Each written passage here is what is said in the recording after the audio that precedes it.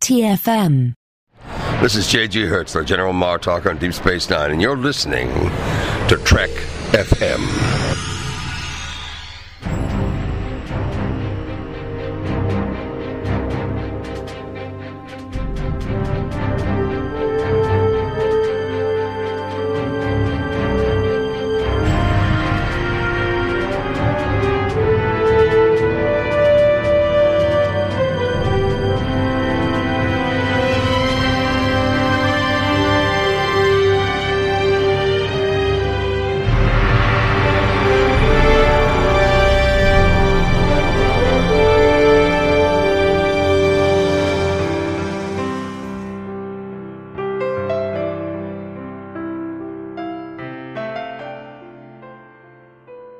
Welcome, Niners, to another episode of The Orb, our dedicated Deep Space Nine podcast. I'm Christopher Jones, and with me, as he always is my esteemed co-host, Matthew Rushing. And Matthew, I knew I was going to run into you here today because it was a prophecy that told me it was going to happen. Well, Chris, I'm glad that you listened because, I have been waiting here for the last 5 hours. So, you were bound to run into me because I've just been sitting here waiting because I've, read that prophecy and, I felt compelled to be here. Okay. Well, I'm sorry. I've been in ops with Worf and Dax and Kira debating whether or not the prophecy was true and whether I should come here. Finally, Worf convinced me that I should. He had faith I was supposed to be here. Well, I am glad he did. Absolutely. So yeah, the theme of today's episode of The Orb is prophecy. And specifically, we're going to talk about the Emissary's prophecies as seen in Rapture, but also a bit about Bajoran prophecy in general. And Matthew, it feels like there are a lot of prophecies, and in The Reckoning, Bashir says, if you look hard enough, you'll find a Bajoran prophecy for just about anything. The ancient texts are a tangle of vague contradictions. But in reality, only 8 prophecies were mentioned on screen. But in the novels that followed Season 7, Avatar, there is a bit about the fact that the Vedic Assembly and the Chamber of Ministers had approved or sanctioned, accepted thousands of prophecies, but yet there are thousands of others that they said are not authentic. So, prophecies play a huge role in Bajoran life. And let's just start off the discussion because it's one of the things that I've always enjoyed over the years of us talking about Deep Space Nine together on the show is that we approach Star Trek from different angles because I think, as most listeners know, I'm not a spiritual person and I'm atheist, but you are a very spiritual person. But at the same time, as I say that, I kind of do believe in faith and things kind of working out as they should. I don't know how to put it into words. It's like something I feel. But why don't you start us off in talking about how prophecy and faith plays a role in DS9? Mm-hmm. Well, it sounds like then, your theme song would be that you have faith and faith of the heart. So, yeah. I guess I do. Just going where your heart will take you. But anyway, that's a whole other show, Chris. That's our other podcast. Yeah, that's the other Matthew. one. But no, I think, the beauty of this episode, I think, is the way that you have it summed up. The entire conversation is summed up in the conversation that happens in Ops with Kira and Dax and O'Brien and Worf. And you have 2 people there who understand the idea of having faith in something more than themselves and what they can see, taste, touch, or hear. And then you have 2 other people who don't. For them, they have rejected that, even though, you've seen Dax and O'Brien have both seen crazy, miraculous things happen, and yet they still kind of deny in many ways that the supernatural is possible and that you can have faith in it. And I think part of that is that both Worf and Kira have this faith that there is something not only bigger than themselves, but something that bigger than themselves that actually cares about them as well, and is a part of their life unfolding as it should. And I think what makes it interesting is that you have these characters to which I think there's a humility. Like, you wouldn't think of Worf as being a humble person, but Faith, I think there is a sense that it takes a humility to be able to say that I, one, don't know everything, and two, that I can believe that there's something bigger than myself, and three, that I would then put myself under the leadership of that thing. So I think that's another there's all these interesting aspects of what happens here, I think, on Deep Space Nine with these characters and the ways in which they impact each other. And even without us talking about like faith and like something like spiritual, I think there's a beautiful thing that we also see play out in this episode is that Kira has had her faith in Sisko validated in the sense that he has proven himself to be somebody worth trusting and having faith in as well. And that's why she also trusts him. And so it's such a fascinating question. And I think this is maybe one of the most complicated episodes around this idea, because you also see people struggling with what does it mean to also have enough faith, but then also choose something like a medical intervention. So there's so many different questions happening in this episode about the idea of faith. Right. Well, you mentioned Kira and her faith in Sisko as the emissary. That's been building. If you think back to the beginning of the series and her reaction to him arriving,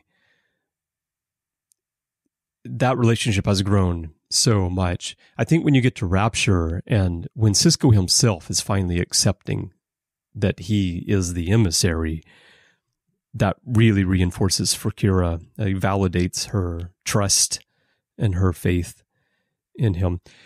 This conversation we're talking about in Ops, I wanted to just actually read the exchange because I think it's important to know exactly what they said. And it starts out with them talking about that the captain is going to die. And then Kira says the captain is not going to die. He is the emissary. The prophets will take care of him. And O'Brien says, with all due respect, Major, I'd rather see Julian take care of him. And then Kira says, Chief, I know you're worried, but the prophets are leading the emissary on this path for a reason. And then, so that exchange is what I would expect between these two characters. But then kind of an unexpected thing happens, and Worf steps up and says, do not attempt to convince them, Major. They cannot understand. I wasn't expecting Worf to take that position, because Worf has said before, the Klingons don't have any guides. They killed their guides, right? But Dax asks him, since when did you believe in the prophets? And what I liked in that moment of the episode is that Michael Dorn pauses, and there's this moment before Worf responds, and you think he's going to say, I don't believe in the prophets, but da-da-da-da-da. But instead, he very thoughtfully says, what I believe in is faith.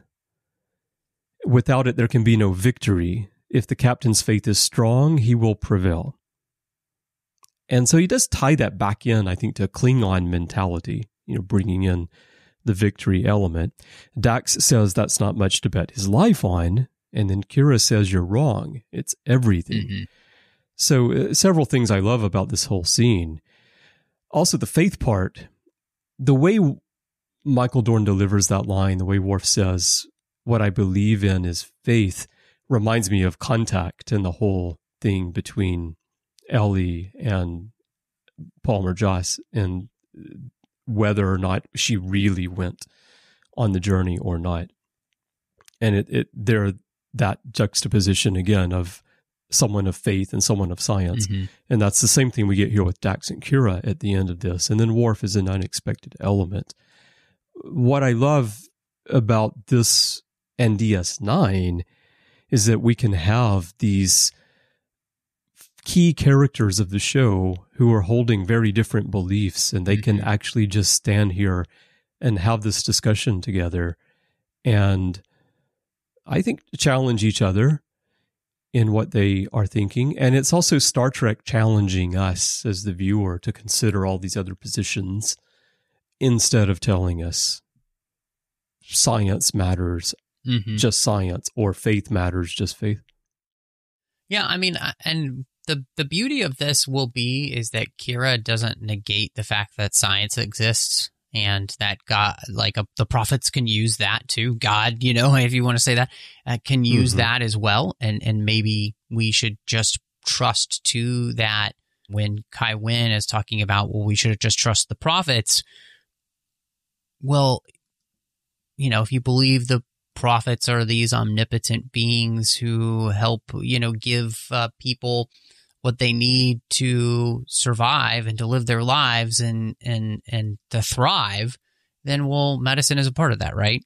And that if the prophets are really what you believe, that they are big enough to then work through all types of means, not just the supernatural, right? They can also work through the natural. It could be all part of the plan. And so I think that what's really beautiful is the nuance that Kira gives to this episode. But I think I really like what Worf says because it's so true, because Worf is pointing out that everybody has faith in something. Like nobody is an atheist in the sense of that they don't believe in anything. We all put our faith in something, right? We are either putting our faith in ourselves, we're putting our faith in medicine, we're putting our faith, like everyone has faith. It's just, what is your faith in? And so I think there's a really beautiful, that's basically what Worf is saying. And yet I do think is so interesting is that in many ways, I would say that a lot of the Starfleet characters that we see are so stunted to the idea that they have faith in anything. They've actually kind of lost sight of the truth. And Worf, I think, is much closer to what the truth of the reality is that you still have faith in something.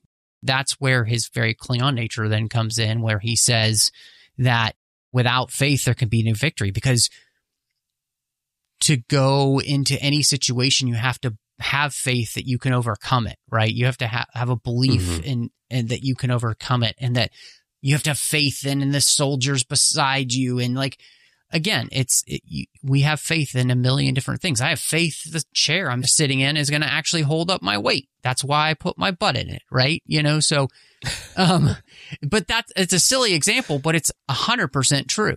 So I think, again, this is what I've always loved about Deep Space Nine as somebody of faith, is that it took seriously the reality of people with faith, and it did not make fun of them, and it legitimized our belief systems in the sense of and showing how valid it is to life, right? And that maybe life is just more complicated than we ever thought it was. And I think that's kind of, you know, this, like you said, this episode, we really do see the way in which, like, Sisko's been on a huge journey throughout this series, in the sense that in this episode, he's reveling in a little bit being the emissary. Like, it's gotten him a special gift of being able to see this picture of this lost city that nobody else has been able to see, right? He gets to see it first because, well, he's the emissary. And then being able to have these visions and all of, like, he's accepting this in the way he would have never thought that he would accept this at the beginning, when this was a real uncomfort for him, you know? No, he finds it a completely comfortable thing now. And it's difficult for him, right? But he's also found it rewarding and worth it. So it's just, man, there's such depth, you know, even just a one episode, but this whole episode has been built from episode 1 of the series, right? Yeah. So I was thinking of a point I wanted to discuss as you were talking there, but before that, another one just came up, and I want to connect to Sisko's journey before we get too far away from it. Talking about what happened in Ops and that discussion and the fact that you have a diverse group of people, different backgrounds, different beliefs, exposed to each other and bit by bit influencing how they see the world. Sisko's journey very much reflects the fact that he came to the station with one mindset, but being exposed to many things, being exposed, first of all, to the Bajoran people, the Bajoran religion, the belief they have that he is the emissary, events that bit by bit reinforce the idea that he's the emissary, either directly or through the fact that prophecies made appear to be coming true.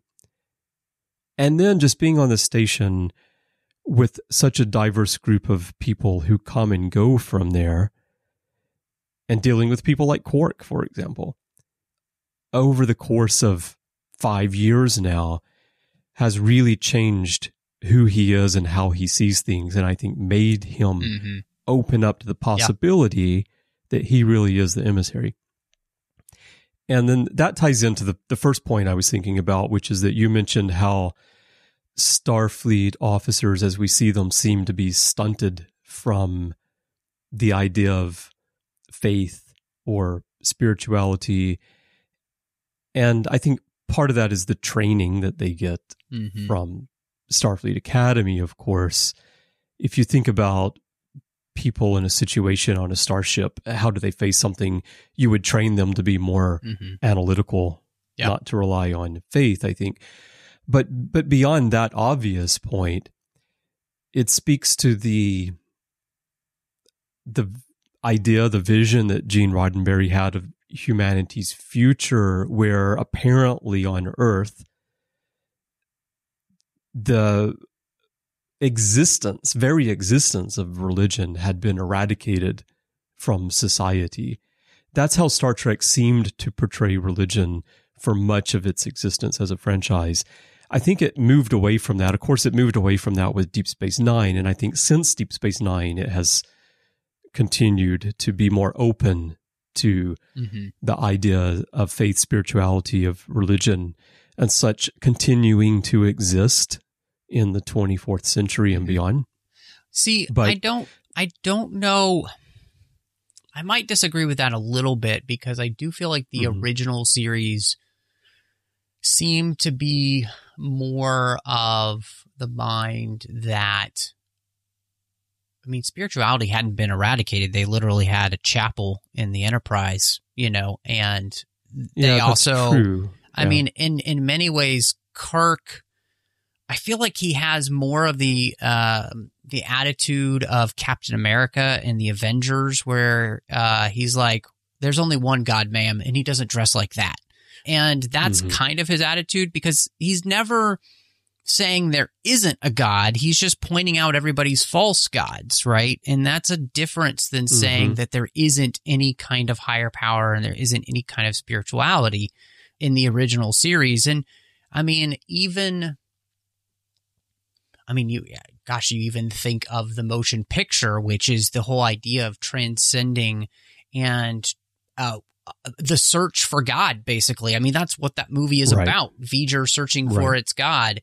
And in the same search of the same way that we as humanity have that search, like, is there a God? What's out there? All of these massive questions that drive all of our philosophy books and religions. And so, but I think it's more the next generation that really kind of put its foot down and said, and that's where Roddenberry had changed.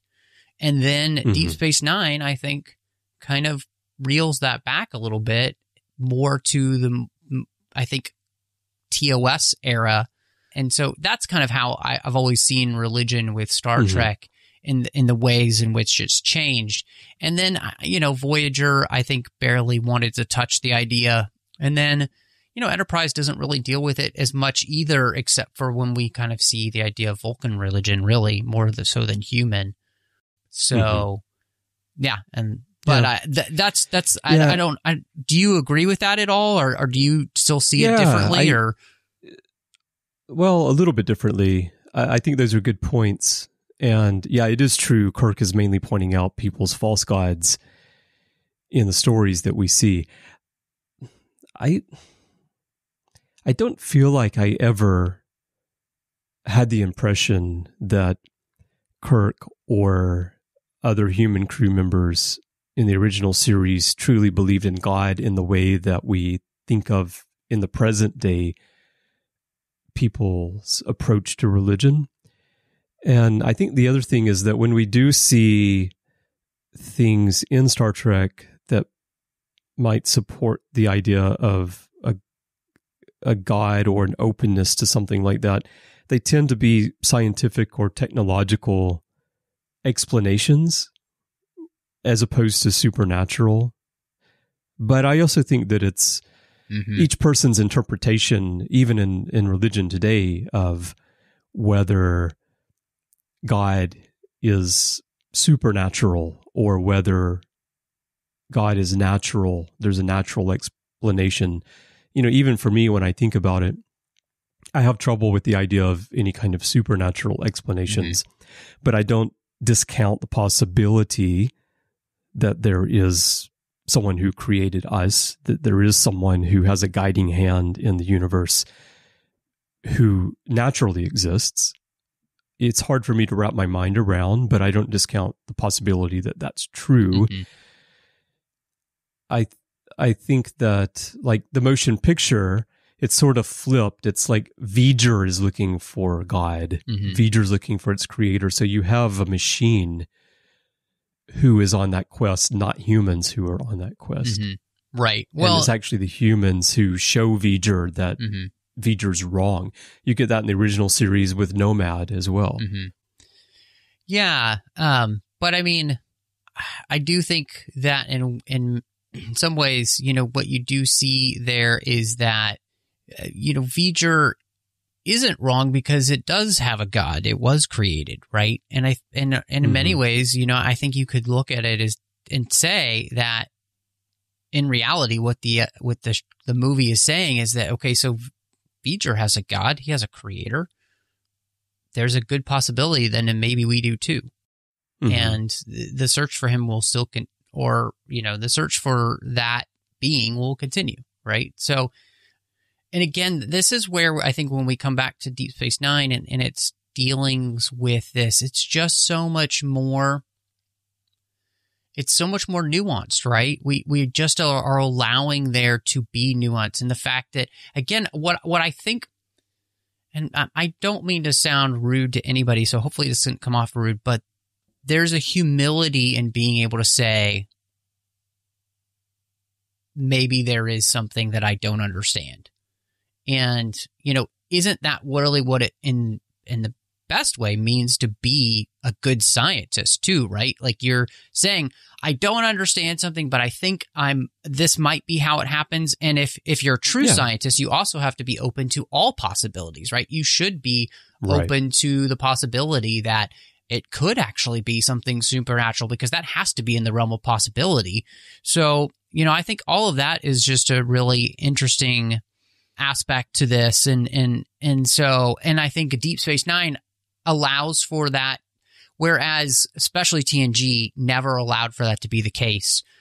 Right. Yeah. Deep Space Nine says, "Oh, actually, we're gonna actually open up the doors for this to be a possibility, because, as Spock would say, there are always possibilities, and if you're a true scientist, one of those possibilities has to be something like the supernatural."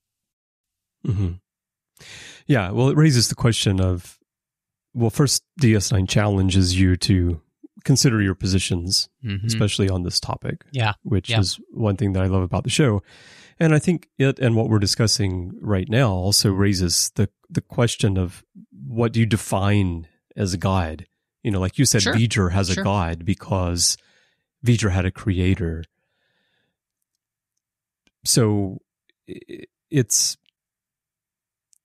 in the case of the Bajorans, they see the prophets as gods. They don't necessarily believe they were created by the prophets, but the prophets somehow protect and oversee them, and they have this connection to the prophets, and so they see them that way.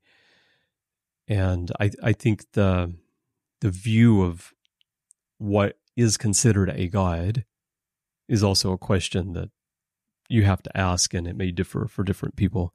Yeah. I mean, man, now I'm just thinking there that song, what is God? Baby, don't hurt me. Don't hurt me no more. Anyway, sorry. We'll start doing our head. Yeah, exactly. Bum, bum. Anyway. Head bob. There's a whole other story. It's a whole other thing. Yeah. I apologize, everyone.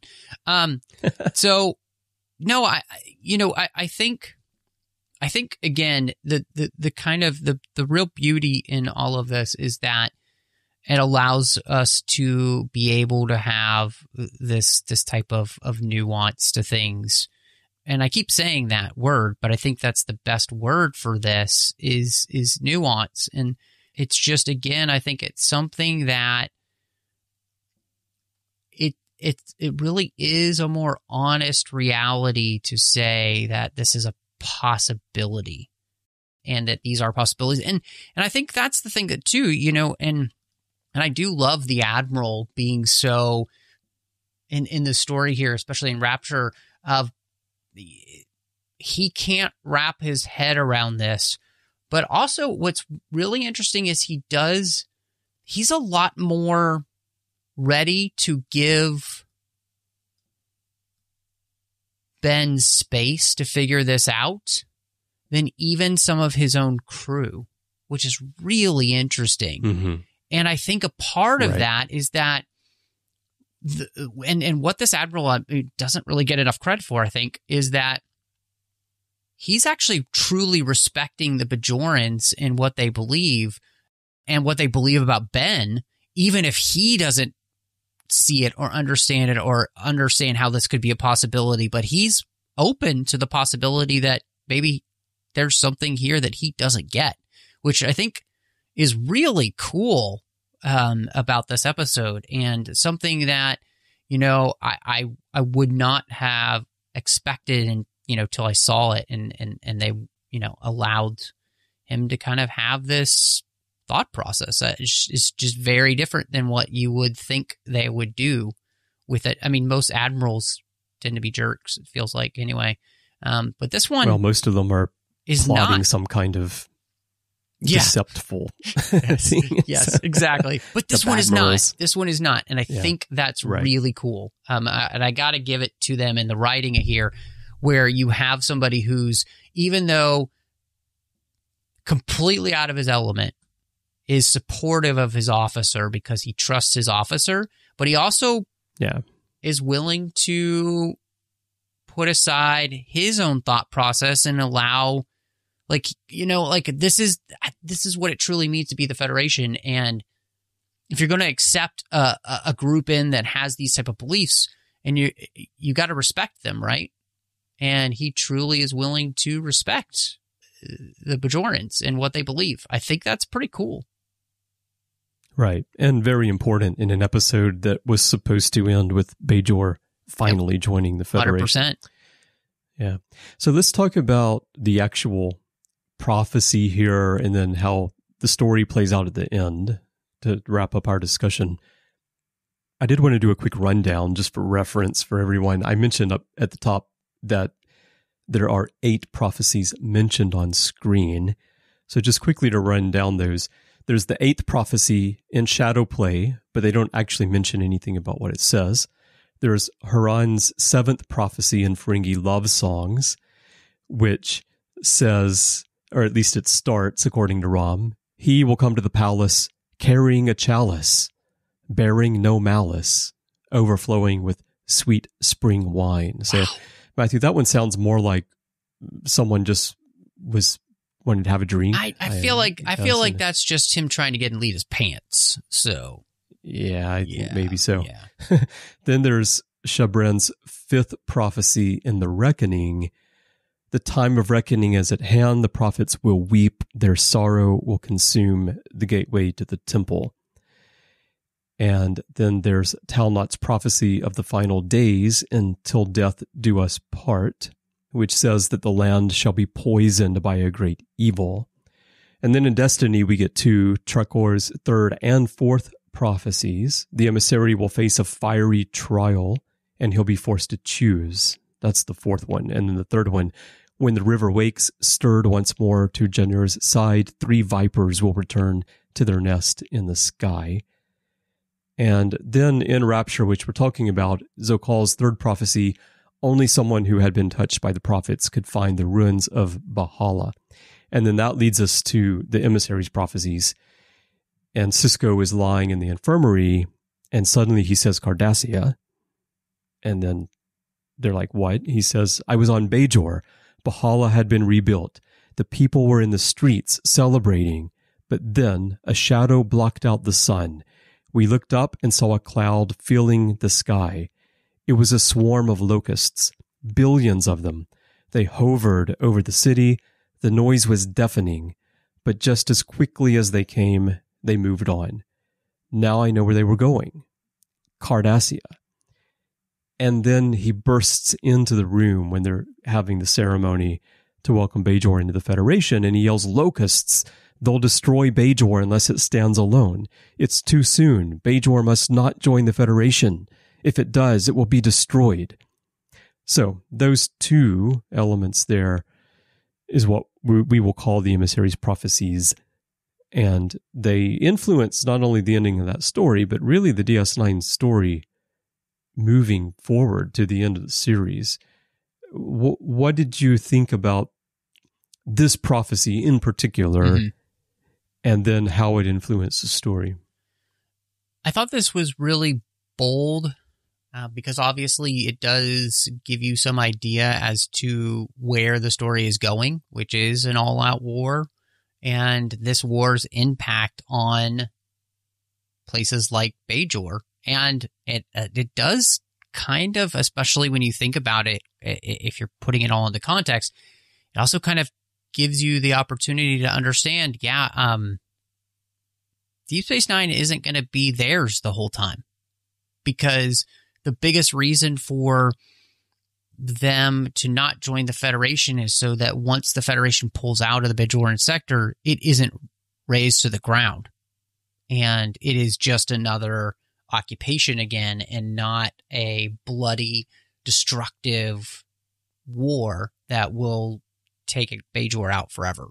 And I think that's really interesting because, again, like if you were a really astute watcher of Deep Space Nine back in the day, you might have been able to start to put together some pieces of where they were going to be going throughout the end of season 5 and into 6, because they are basically giving you a lot of the puzzle pieces, really. And at this point, you just don't know, what those puzzle pieces necessarily mean.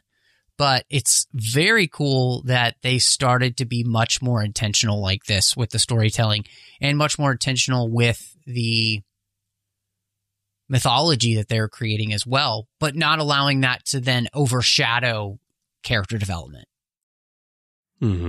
Yeah.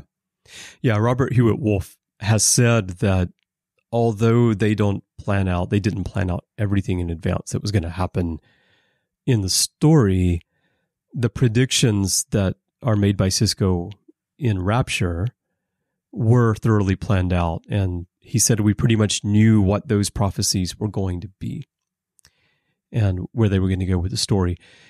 And given that this is the 10th episode, Rapture is the 10th episode of season 5, and the imagery here, the locusts swarming over Bajor and then quickly leaving, that does happen just 5 episodes later by Inferno's Light, when Cardassia joins the Dominion. All of the Dominion ships, the Jem'Hadar ships, come through, and they are coming to the station, and then they change course and they head for Cardassia.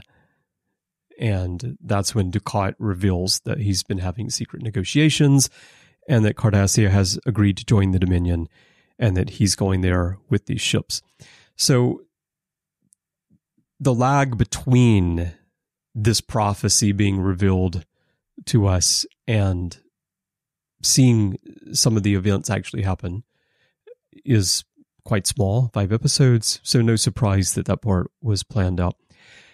I think it was a very interesting move, I felt, especially thinking back to the first time I watched it, because knowing that the entire reason Sisko is there is to help bring Bajor into the Federation, and then to see him burst in and say, no, it can't happen, right at the moment that it was going to happen, was a kind of dramatic storytelling, a turn in the drama of the storytelling that I was happy to see, but wasn't necessarily expecting given the Star Trek that we had had before this. Well, I think you're exactly right. I mean, when you think of what they did in The Next Generation, this is where the show really makes the turn to say, nope, we're going to be real serialized. Like, we're going to make that turn. We're going to begin to really start to connect ourselves to what we're doing story-wise. And so you're not going to want to miss weeks of this show. And I think, obviously it really changes television in a lot of ways, and it changes Star Trek. It'll take a while for it to really take root in Star Trek, especially since, Voyager's kind of a reaction to Deep Space Nine. But then Enterprise, picks up that ball and begins to run with it. And then, of course, every show they do now in Star Trek is the most serialized thing you've ever seen in your life. And so, this really is a major pivot. And I just think it's a bold thing to do. They plant their flag and say, no, we're going to try to do something that is very different from what you've been getting. And they've just been slowly building up themselves to this point, and this is where they're like, nope, this is where it's going to happen. Only thing that's annoying about this episode is that Sisko's comm badge is in the wrong place continuously. Right. Because this is the first episode where they wore the uniforms that were introduced in First Contact. And so we do have that misplaced comm badge problem. Yeah, I thought it was something for the Star Trek writers to, up to this point, they've been building the story. They've been hinting, maybe our captain is a guide. Maybe he's a spiritual figure to the Bajoran people. But here they say, definitely he's a guide. This is where we're going with the story. And to take a Starfleet captain and to put him in that position, especially when it's not the end, it's not the big reveal like of the series. We're still only in season 5. We're only a third of the way through season 5 at this point. It really set the tone and helped create the Deep Space Nine that we all think of now and that we love so much. So, this has been interesting, Matthew, to talk about faith and the prophecies and such. We set out with a very basic outline just to see where the conversation would go. And I think it was, at least for me, it was interesting. I hope the listeners enjoyed it. Is there any final thought you want to share? Yeah, I in all honesty, I think the thing that I really enjoyed was just rewatching this episode and kind of getting myself back into this mindset. And just, it is really cool to see what they did with this show. And I think just the type of conversations you could have because of it, that's the thing that is beautiful to me. And I continually find myself kind of falling back in love with Deep Space Nine when we get to have conversations like this. Yeah, same here. It's amazing how many times you can rewatch the same show and yet still have new and rich conversations, at least new to you as the person having the conversation, in the sense that we can raise points that maybe we as an individual didn't think of before. So we're continuing to get something rich from this series, which I love so much. All right. Well, we would love to hear your thoughts on this theme of spirituality, of faith, and Star Trek and Deep Space Nine, your thoughts on the prophecies, anything you'd like to share related to the series, what we talked about today. There are many ways for you to do that. You can find us in the Babel Conference on Facebook. That's our closed listeners group. Just type BABEL into the Facebook search field and it should come right on up. If you're not yet a member, it is a closed group, so please do answer the questions and agree to the rules of the forum so that I can let you in. We try to keep that group there for our listeners rather than it being for just a general audience like most Star Trek groups are on Facebook. You can also send us email. Go to our website, trek.fm/contact. Choose to send to a show and choose the orb, and that will come to Matthew and me by email. And you can also find us everywhere on social media, Twitter, Instagram. Our username is TrekFM. Now, Matthew, when you're not discussing the finer points of victory with Worf, where can people find you? Yes, well, you could find me on Twitter, Instagram, Letterboxd, Vero, and so many other social media platforms under the name MattRushing02. You can also find me here on the network at our whole other side of the network that's not Star Trek related, but it is related to all of the fandoms that we do love. The 602 Club, that's the place to find it. And got some bonus shows in there as well in that same feed, so you're getting a lot of bang for your buck. You can also find me doing Warp 5 and Literary Treks. Warp 5 is where Chris and I right now are walking through every single episode of Enterprise in celebration of its 20th anniversary, as well as Literary Treks, where we're talking about the books and the comics of Star Trek. You can also find me over on the Nerd Party Network. I've got a finished show over there called Owl Post with Drea Kaufman. We talked about every single chapter of the Harry Potter series, one chapter at a time. And then I'm talking about that other Star franchise, Star Wars, with John Mills on Aggressive Negotiations. Now, Chris, when you're not finding yourself passed out in a holosuite, where can people find you? Well, you can find me doing crossword puzzles. Now, I brought that up, Matthew, just because you said that other Star franchise. I don't know if you saw New York Times crossword puzzle this past weekend. The clue was the better of two Star franchises. That's awesome. But the puzzle was done so you could put Trek or Wars, and it all worked out. That's hilarious. That was very clever. That's a lot of work right there. Yeah, actually it is, yeah. You can find me elsewhere on the network. You mentioned Warp 5, talking Enterprise with you for the 20th anniversary. I pop in on Literary Trek sometimes. I have a Star Trek Universe podcast called Interphase, and Larry Nemechek and I do the Ready Room now and then. You can also find me in social media if you'd like to talk about Deep Space Nine or Enterprise or anything about Star Trek or Japan or whatever. My username is C. Bryan Jones, letter C, and Bryan with a Y. That is my name everywhere in social media, but Twitter is where I'm most active. If you'd like to help us keep the Orb going, we're very thrilled to be back doing new episodes of the Orb, and we really need your help, though, to keep it all going. If you'd like to find out how to get involved and how to support the network, please visit patreon.com/trekfm. That's patreon.com/trekfm to find out how. And we really appreciate everyone who's supporting us right now. We would not be able to keep this show or the network going without your help. So thank you so very, very much.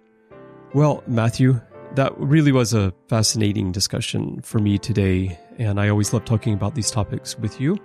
And I'm looking forward to our next one. Chris, I am too, and I hope everybody will join us for that, and we will see you next time as we gaze into the Orb.